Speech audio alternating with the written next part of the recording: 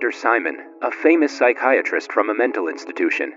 He is remembering his past, and it is revealed that the small boy from the first scene was none other than himself. Dr. Simon survived the car crash, but was deeply traumatized by it, as he still remembers it to this day. Along with him, we're introduced to one of his patients, Professor Ersheim, who is an intelligent mathematical scholar. He is seen writing something on the board with great intent and focus. After he's done writing, Professor Ersheim hands over the board to Dr. Simon while mentioning that it is pointless. We can see that he has written the numbers 1 to 9 several times. Dr. Simon glances at it and praises his patient's work to be very good. He then asks the professor if it looks wrong to him. In an irritated tone, Professor Ersheim comments that it is wrong because it is missing the hidden number Bleem.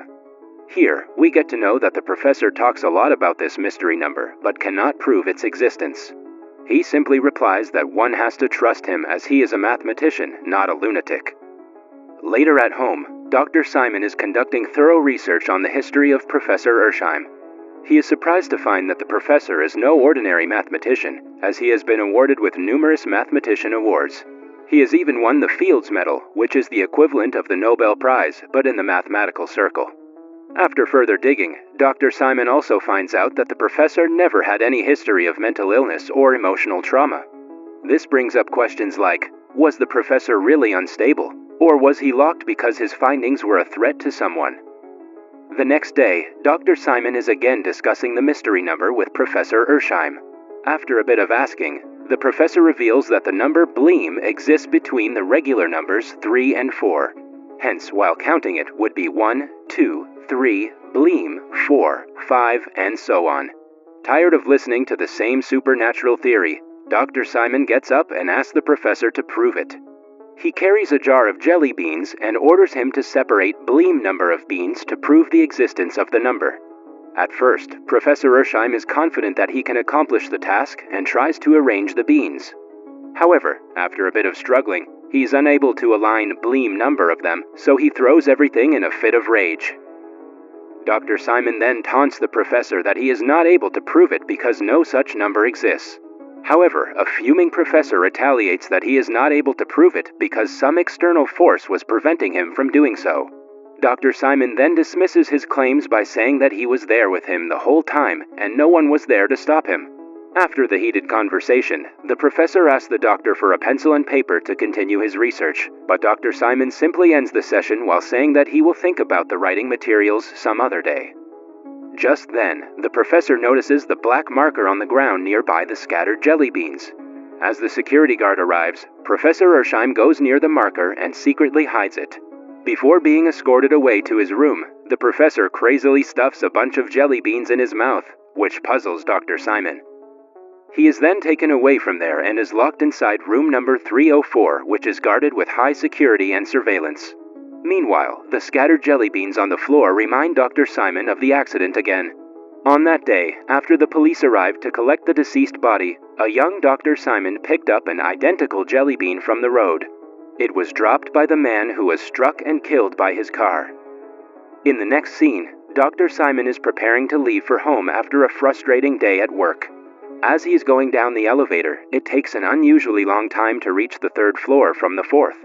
This confuses him and he starts thinking about the authenticity of the mystery number Bleem. Following the strange encounter in the elevator, Dr. Simon starts digging up more information about the mysterious number.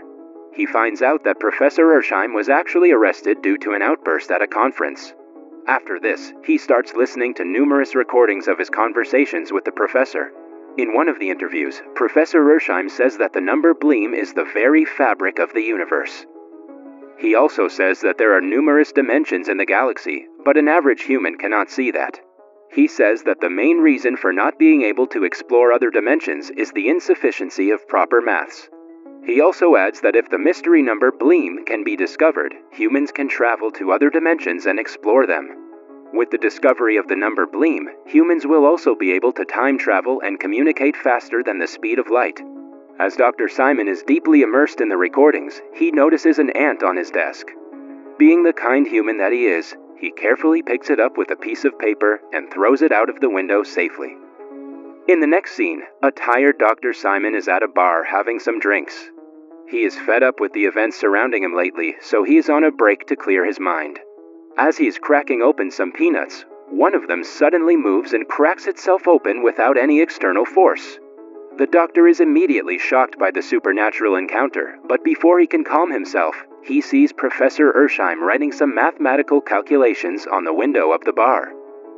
He immediately gets up and starts going after the professor. After a bit of chasing, Dr. Simon reaches a silent alley.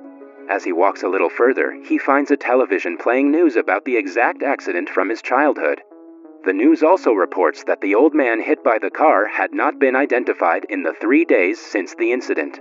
He then sees his younger self watching the bizarre news. Turns out that the doctor was just having a nightmare and he is awakened by a phone call. There, he is informed that Professor Ersheim has gone missing from his room. In this way, his dream had some truth after all. The doctor then immediately heads to the mental institution. After reaching, a worker named Jean explains that they are about to initiate a second sweep to locate the professor. He also stresses that the professor was present during bed check and he had not let anyone else into the room. Now the question might arise, how did an old and fragile man like the professor escape such a highly guarded facility? This confuses Dr. Simon equally. As the duo reach room number 304 to investigate, they are shocked to find mathematical equations and formulae written all over the walls. It seems that the professor spent all night conducting his research with the marker. After the inspection, the doctor finds 3 jelly beans on the table, similar to the ones present in his room. He also finds the marker cap on the floor, which reminds him of his childhood accident once again. In the flashback, he picked up a black marker which had its cap missing. All of a sudden, he remembers everything and finds out what has just happened. As Dr. Simon is busy grasping the situation, Jean picks up one of the beans from the table. Despite Dr. Simon forbidding him from touching it, he tosses it up in the air and eats it. However, Dr. Simon still notices 3 jelly beans on the table as if no one ate anything. He then remembers his childhood accident clearly. The movie ends as we are shown the scene of the accident once again. Jelly beans are scattered all across the road and the face of the deceased man is finally shown. It is Professor Ersheim himself. Now, for those of you who are still confused, let me explain. This movie is based on time travel, where the main protagonist, Dr. Ersheim, is a time traveler. While he was apprehended and locked inside a mental institution for being unstable, he was actually a genius and knew things no other human could think of. His lifelong theory of the secret number Bleem was correct all along, and his assumptions of time travel were true too. Because he was locked in a cell with no materials to continue his research, he couldn't prove his theory and was laughed at by everyone. However, when he finally got his hands on the black marker, he used all his mathematical capabilities to discover Bleem. As Bleem is the centerpiece for time travel, he used it to jump between different time periods. In this instance, he went back in time to Dr. Simon's past, where he was unfortunately struck and killed by his car. Although he succeeded in time traveling, he forgot one rule. What does not belong in the timeline will be discarded by the timeline.